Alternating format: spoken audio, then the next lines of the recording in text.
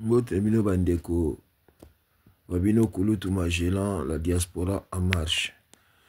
Eza sango ya mawa kokoyela biso lelo na butu ya leo lundi le 13 janvier 2025. Le grand catcher Edingwe moto azali kosala bino théâtre ya catch auti kotika biso na Maroc. Tout ça vérifier information yango parce que makambo ezalaka très dangereux. Mais na profiter na yebisa bino quand on aura d'autres informations tokotika bino bongo te tokoya ko informer bino. Mais faut que profiter na occasion oyoyo tala adieu ndenge bakomi yango awawa bakomaka boye te makambo tozo yebisa ba chronique foati l'air nyonso so yebi ko koma te tuna muto yebi ko koma komelio aliyo ye ko reprendre na yo Edingwe oyo pe eza surnom na ye prénom ou surnom lettre ya liboso batiaka na majuscule. Awa na ndenge titre yango bomoi tokomi Edingwe na majuscule parce que eza titre mpona ko tonifier ko booster likambo ke Edingwe oyo kotika biso kambo tolo bango ndenge okomaka adie fo oyekolaka kokoma esalaka bien monde lelo ata oyebi koyoka kokoma te okoyoka kotuna bato comme mpo kootala na Google. Na ko insister na beti vraiment c'était na likambo wana pour communauté congolaise eza pasi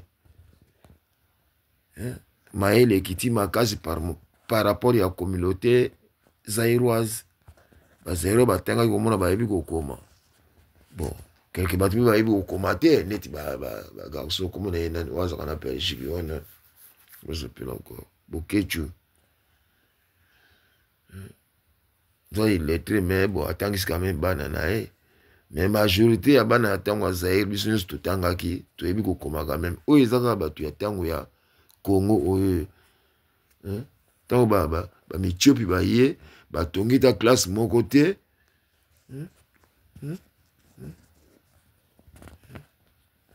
mama kalunga utatonga ta classe na Kinshasa on eza rôle ya l'état ou bien au bazar la possibilité mingi batongi ba école privée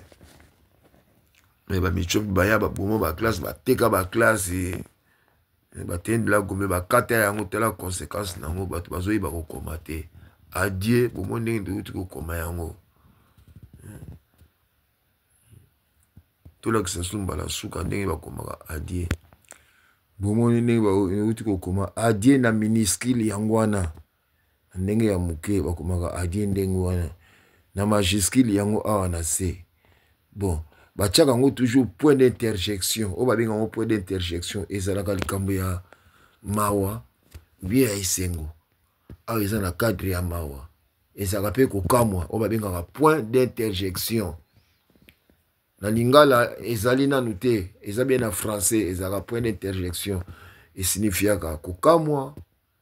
to kosepela to mawa yango mona balangue ezalaka fo kozwaka mpe balangue ya bato mosusu bokotisi yango na langue na bino bointroduire na langue na bino neti oti koloba neti mo merci eza nango mo français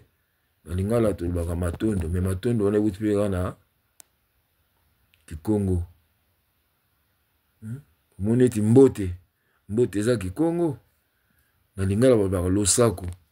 na français kokoloba salut. Voilà, donc ba air moko ba interaction entre kosangisa balangue ezaka mpe nécessaire notre koloba kosangisa balangue air moko mpe ezaka nécessaire. Voilà, donc sango ya kaka ya pasi ya Edingwe prochainement bokozwa ba information yaza quartier congolais biso nyonso toyebi mwana matete bon koko ya matete bakoma na bakoko. Voilà, donc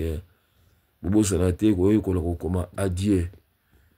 wabino kulutu Magellan. À la prochaine occasion information oyekoya ya exact réel to partager pona to partager pona bino kokabola information. Voilà, on est allé à scoop batakinchasa mo bango batakinchasa benga ngo batatikto benga ngo matière donc akufi na Maroc na âge ya 74 ans place akene ko zo traitement wabino kulutu Magellan bye.